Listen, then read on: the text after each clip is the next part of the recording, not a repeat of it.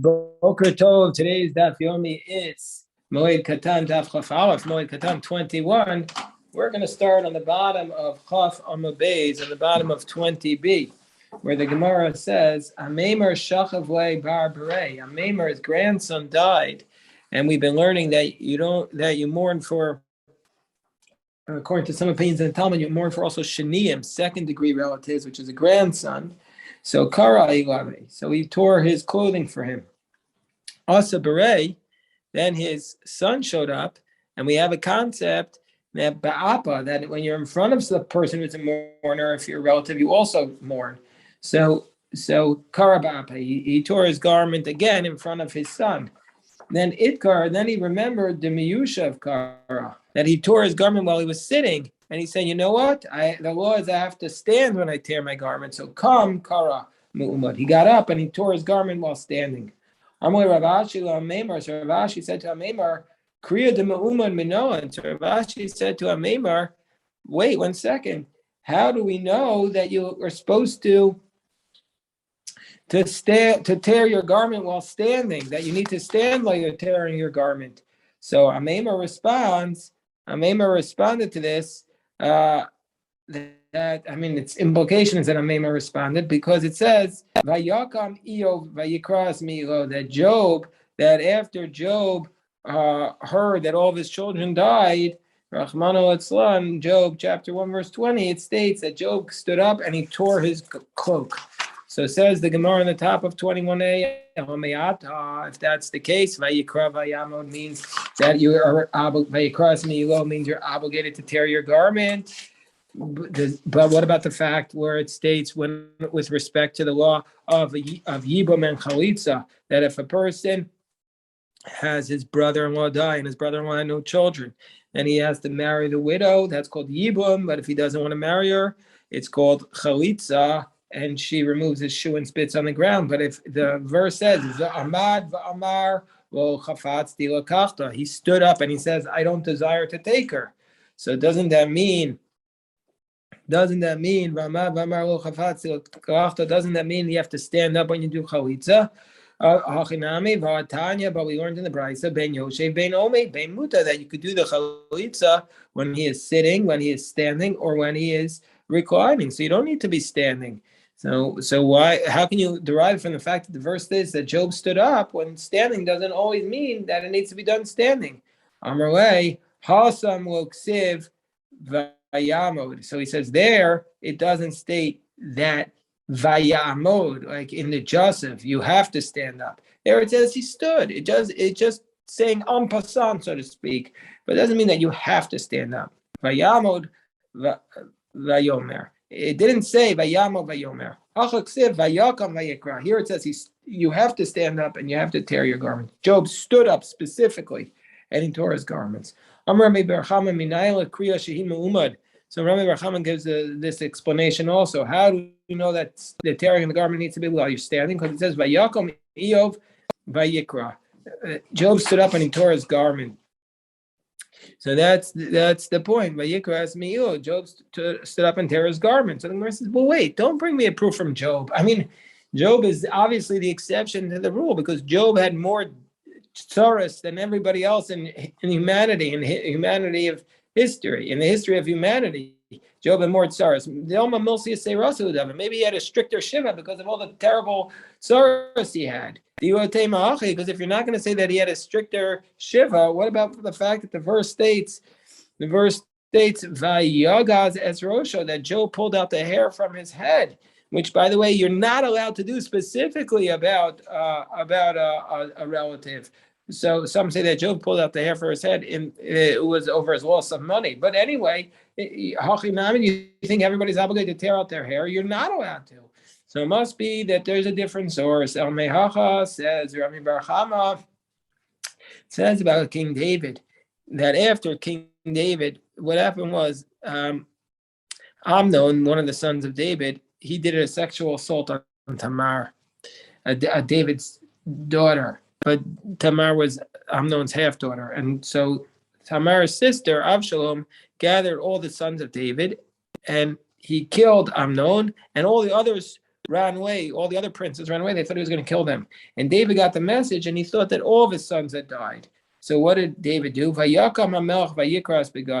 stood up and he tore his garments. So there also we see you have to stand while you're tearing. I think Gemara says the same rejection. Maybe he was just doing extra because he thought all of his children died. So it was an extra tearing that he had to stand up. Because if you're not going to say he did extra, what about the fact that the verse states, that the verse states that David then he lay down on the ground. That's not a requirement to lay down on the ground. Are you going to say that laying down on the ground also? If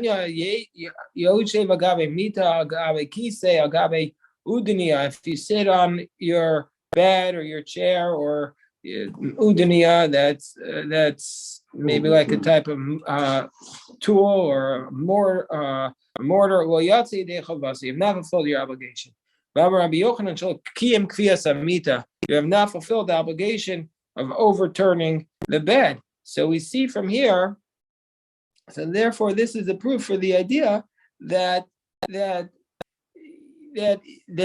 wasn't going to be sufficient to sit on the ground. You need to still do turning on the bed and so turning over the bed.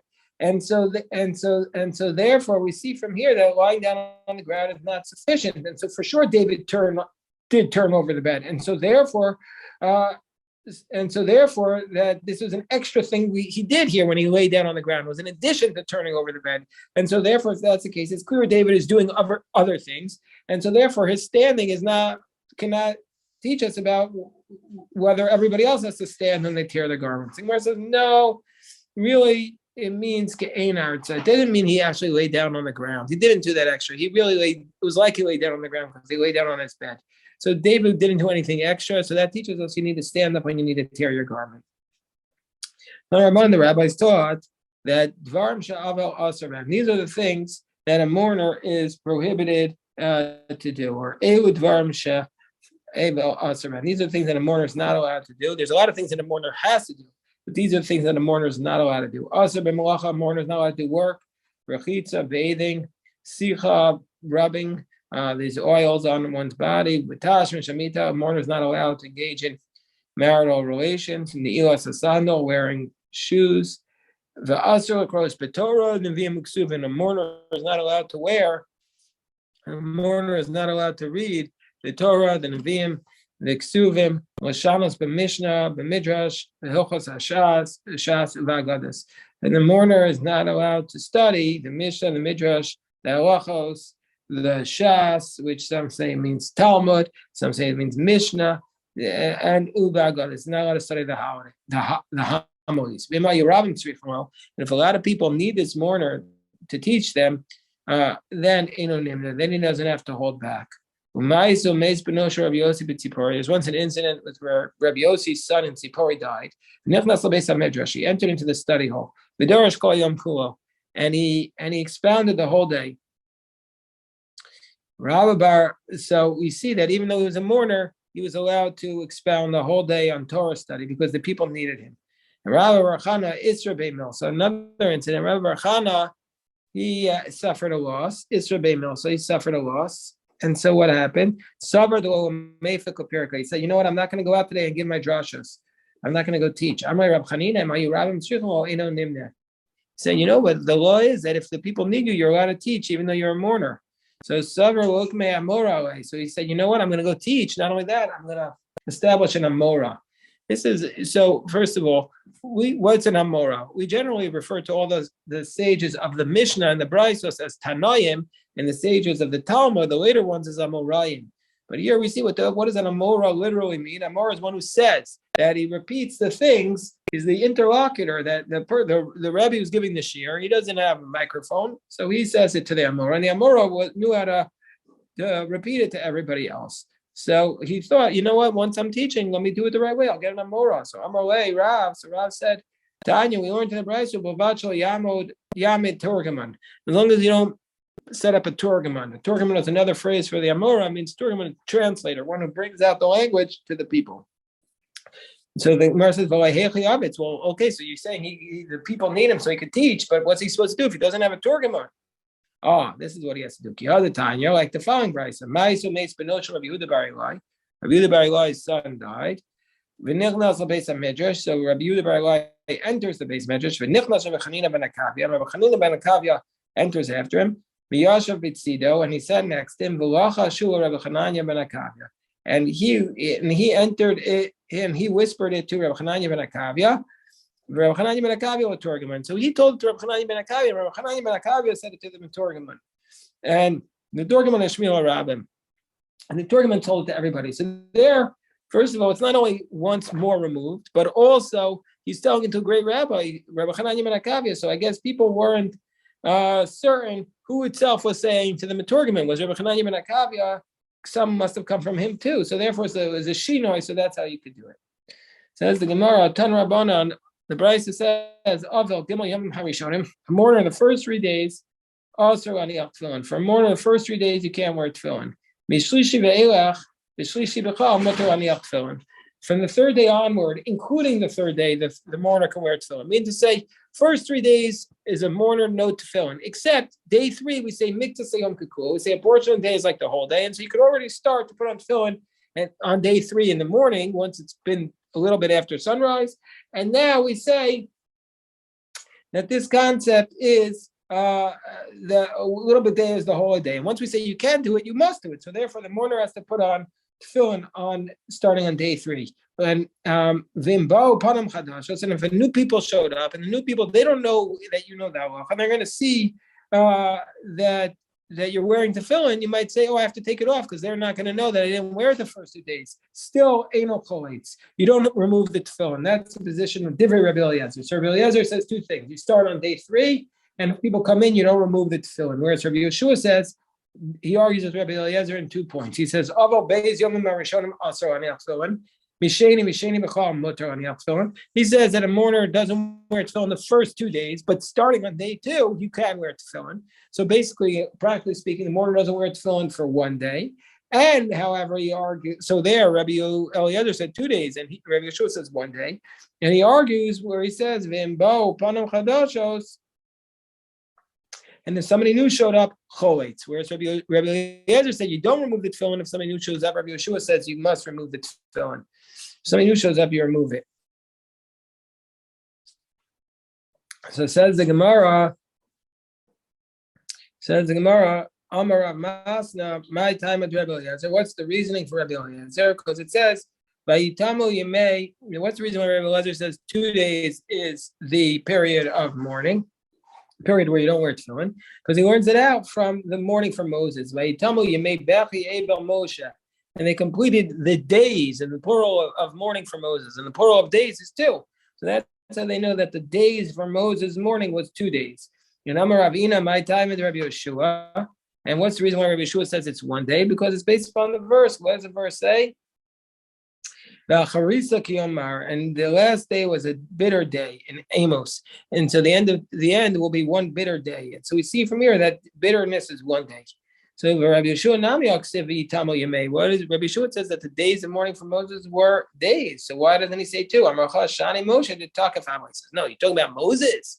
Moses is the greatest human being ever to live. There'll never be another human being as great as Moses. So the mourning for him must have been greater. Rabbi Eliezer also it says that it will be a day of bitterness. He says no. Rabbi Eliezer would say Iker Marir Chayom. I mean the most bitterness is on the first day. But it doesn't mean there's only 1 day of bitterness. Amar Ua halachak Rabbi Eliezer b'chalitza halachak Rabbi Yeshua b'anacha. So Ua says the law is like Rabbi Eliezer b'chalitza, i.e., if a new person comes, you don't have to remove your tefillin. But the law is like Rabbi Yeshua b'anacha that you only don't wear tefillin on the first day. So the Gemara asks the question, well, Bisheni, what about on day 2? What about day 2? And somebody shows up on day 2 and you're wearing your tefillin. So remember, Rabbi Yeshua said you need to wear your tefillin. But he said, we pass like Rabbi Eliezer. He says, you don't wear your tefillin. But according to Rabbi Eliezer, you don't remove it. But according to Rabbi Eliezer, you're not supposed to be wearing it on day 2. So it's, can you mix and match and paskin like both of them together? And say that if somebody shows up on day 2, you still don't remove your tefillin. So Tashmar, what does it learn? Ula says, yes, you can't paskin like you can't mix and match and combine them on day 2, because that's a contradiction. So he says, if somebody shows up on day 2, you remove your tefillin, like Rabbi Yeshua said, and then you put them on again. Even 100 times. So Tanya Yehuda ben Tema Omer Choetz Meniach Afilu Mea Pamim. You remove him and put him back on even 100 times. Rava says no. Kiven Sheiniach Shuv Eino Choetz. Rava says no. Once you put on the tefillin on day 2, like Rabbi Yeshua, then then we pass them like Rabbi Eliezer, and you never remove them again. Is that really the case? Well, did Rava really say that on day 2 you already start putting the tefillin? But Rava Uda Amar, Rava is the one who also taught halacha Katan Didan, that the law is like our Tana. The Amar, the law is like the Tana of our Mishnah, who said Shlosha, that on day that Shlosha, that the law is like the Tana of our Mishnah, who says that you need to observe 3 days of mourning before you can observe the laws of Shiva. You need to observe 3 days of mourning before we say that the festival cancels Shiva. So if that's the case, how can you say you start putting on the tefillin already on day 2? So how does Rava? It's not consistent with Rava. So Gemara says mitzvah shani. No, we're on top of 21 days. Then in the case of a mitzvah, it's different. Mitzvah is different. Then a mitzvah is different, because since we're obligated to do the mitzvah, therefore you can put it on immediately as soon as possible, which is on day 2. Top of 21b. Tana Rabbanan Avol Gimel Yom Rishonim Asar b'Malacha. More than the first 3 days is not allowed to do work. Even if it's a poor man who gets money from charity, he's going to be not allowed to do work. From that point on, you do it in your house discreetly. And a woman could work on her loom in her house. She could do it discreetly. So says the Gemara, Tan Rabbanon, more than the first 3 days does not go to another mourner's house. From that point on, from that day on, he goes, but he doesn't sit with the other comforters. He sits with those being comforted. Tan Rabbanan, more than the first 3 days. Also, more than the first 3 days is not allowed to give a greeting, like Shalom Aleichem. You're not allowed to greet somebody with the phrase Shalom Aleichem. But from Mishlosh Shabbat Shiva, from day 3 until day 7, Eino Shalom. The mourner is not allowed to. Mishlosh Shabbat Shiva, Meishiv Eino Shalom. From days 3 until 7, he can respond. If somebody says Shalom Aleichem to you, he can respond Aleichem Shalom. They can respond from days 3 to 7. Meishiv Eino Shalom. But from that point on, Shalom Meishiv Kedarko. From that day on, he is Shalom Meishiv in the normal manner. He could say Shalom Aleichem, they say Shalom Aleichem back to him. So Gemara challenges this idea. Shlosha Yamim Marishon, the first 3 days, Asar B'Sheila Shalom, you're not allowed to greet somebody. The mourner can't greet the first 3 days. Vatanya Meisu Banam Shor Rabbi Akiva. There was once an incident where Rabbi Akiva Rahman al his sons died. Nefesh who called Yisrael Espidum Esped Gadol. All of Israel entered in and gave Rabbi Akiva's sons a tremendous eulogy. B'Shas B'Tirasa, when they were leaving. Ahmad Rabbi Akiva al Safsal. So it's the day of the funeral. But as everybody's leaving the Levaya, Rabbi Akiva stands up on the bench of Amar. He says, "Achenu b'Eis Yisrael, my brothers of Israel, Shimu afilu b'shnei b'nei chasanim menucham hu b'yol kavod shasitem." Even if I had my 2 sons were marriageable age, which they weren't, I would be comforted by what you did. V'mishvil Akiva, if it came from because of me, Akiva, v'mishvil Akiva, but then Marikama Akiva shook. I'm nobody special. There's a lot of Akivas in the marketplace. This is what you said. You must have said he has the God's Torah in his heart. So for sure your reward is double. Go to your homes in peace. Anyway, we see from here is day 1 of the Shiva. Rabbi Akiva gave everybody a bracha of shalom. So I thought you're not allowed to respond and not allowed to say shalom aleichem to people if you're a mourner. The Gemara says, no, here this case is different. He's speaking to the rabbin, speaking to the community to give them honor and gratitude so that he could say Shalom Aleichem to them. This story of Rabbi Akiva is consistent with Rabbi Akiva throughout Shas. Rabbi Akiva is always the comforter. He's the one who comforts everybody. Most famously, when he sees them walking on the Har HaBayit, he sees a fox on the Har HaBayit, all the other rabbis were crying, and Rabbi Akiva laughed because he said the same way that the prophecy that there'll be a fox on the mountains came true, so too the prophecy that the temple will be rebuilt come true. And they said, "You have comforted us, Akiva. You have comforted us." Was this in any way intertwined with what we had to the Omer of Akiva's meeting fast? Yeah, Rabbi, is this an obtuse hint to that, it might be. Or this is actually talking about his two sons? It's a very powerful point Rabbi Meir makes, and maybe this is not a reference to Rabbi Akiva's biological children, but maybe it's teachers, Talmidim are like his children. Yeah, because maybe this is a reference to Rabbi Akiva's students, who we know that they died. They died thousands. So maybe this is a reference to like a hint. It doesn't say two reference. Children, it says Bona. Yeah. Very interesting. Good point. So anyway, we say Migimel Vad Zayin Meishav Eno Shoel. From day 3 to day 7, we say that the mourner can respond, but he's not supposed to initiate a greeting. So the Gemara said, and from that point on, after 7, he can just greet like normally. The Gemara says, but wait, that's not how do we know that's not the case? For a minute, we have a brisa that contradicts that. This is the brisa from what does the brisa say? Motes Chavero. If somebody finds his friend his friend is mourning, but if it's within the first 30 days, you can offer him the chama. You could say to him within 30 days, I'm sorry for your loss. Within